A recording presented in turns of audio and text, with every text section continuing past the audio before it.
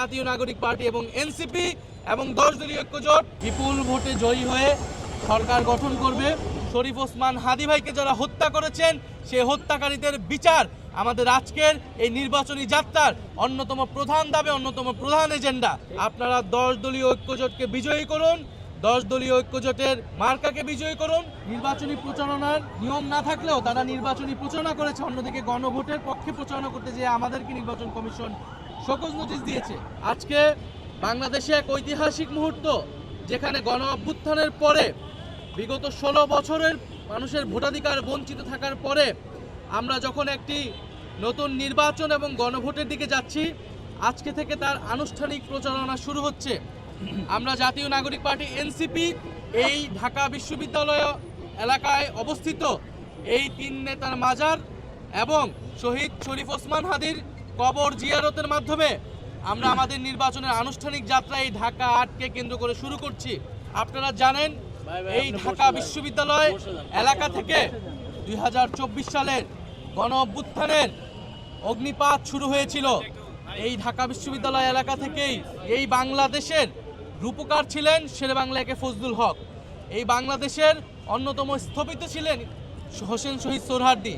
24-এর গণ অভ্যুত্থানের পরেও আমরা বাংলাদেশে নতুন করে গণতন্ত্রের ভিত্তি স্থাপন করছি এই নির্বাচনের মধ্য দিয়ে, এবং আমরা অবশেষে যাব শরীফ ওসমান হাদী, আমাদের জুলাইয়ের অকণ্ঠ সৈনিক, আমাদের জুলাইয়ের সিপাহসালার আধিপত্যবাদ বিরোধী লড়াইয়ের শহীদ সৈনিক শরীফ ওসমান হাদী, তার কবর জিয়ারতের মাধ্যমে আমরা এবারের নির্বাচন যে আমাদের আধিপত্যবাদ বিরোধী যাত্রা, আমাদের আজাদির যাত্রা, সেই যাত্রা আমরা শুরু করছি শরীফ ওসমান হাদী ভাইকে ধারণ করে, স্মরণ করে।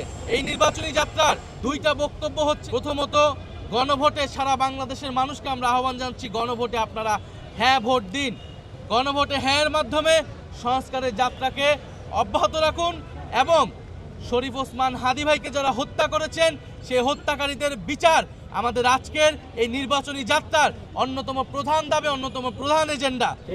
আমরা নির্বাচনের আগেই তার চার্জশিট থেকে শুরু করে সকল কার্যক্রম যাতে সম্পন্ন হয়, এবং আমরা অবশ্যই এই হত্যাকাণ্ডের সুষ্ঠু বিচার আমরা এই বাংলার মাটিতে আদায় করে ছাড়বো ইনশাআল্লাহ।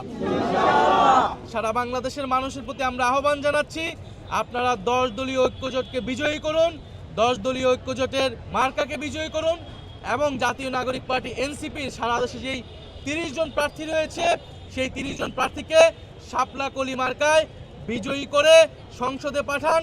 সংসদে জাতীয় নাগরিক পার্টি এবং এনসিপি এবং 10 দলীয় ঐক্যজোট আপনার সাধারণ মানুষের কথা বলবে, গণ অভ্যুত্থানের কথা বলে, সংস্কারের কথা বলবে, সার্বভৌমত্বের কথা বলবে। বিপুল ভোটে জয়ী হয়ে সরকার গঠন করবে। বাংলাদেশের সাধারণ মানুষ আমাদের সাথে আছেন এবং জুলাইয়ের আকাঙ্ক্ষাকে ধারণ করে সংস্কারের অগ্রযাত্রাকে নিয়ে যেতে হলে 10 দলীয় ঐক্যজোটের জয় লাভের কোনো বিকল্প নাই। আমরা যে কোনো মূল্যে 12ই ফেব্রুয়ারি নির্বাচন অনুষ্ঠিত হোক এটা চাই, সেই নির্বাচনে জয়লাভ করে আমরা সংসদে যেতে চাই। সরকারের জায়গা থেকে নির্বাচন কমিশন নিরপেক্ষ আচরণ করছে না, এটা আমরা বিভিন্ন সময় বলে আসছি। তারা একটি বিশেষ দলকে বিশেষ ধরনের সুবিধা দিচ্ছে, নির্বাচনী প্রচারণার নিয়ম না থাকলেও তারা নির্বাচনী প্রচারণা করেছে, অন্যদিকে গণভোটের পক্ষে প্রচারণা করতে যেয়ে আমাদেরকে নির্বাচন কমিশন শোকজ নোটিশ দিয়েছে। ফলে আমরা এটা বারবার বলেছি যে নিরপেক্ষতা থাকতে হলে নিরপেক্ষ আচরণ করতে হবে, কিন্তু আমরা চাই যে কোনো মূল্যে সামনের দিকে এগিয়ে যেতে।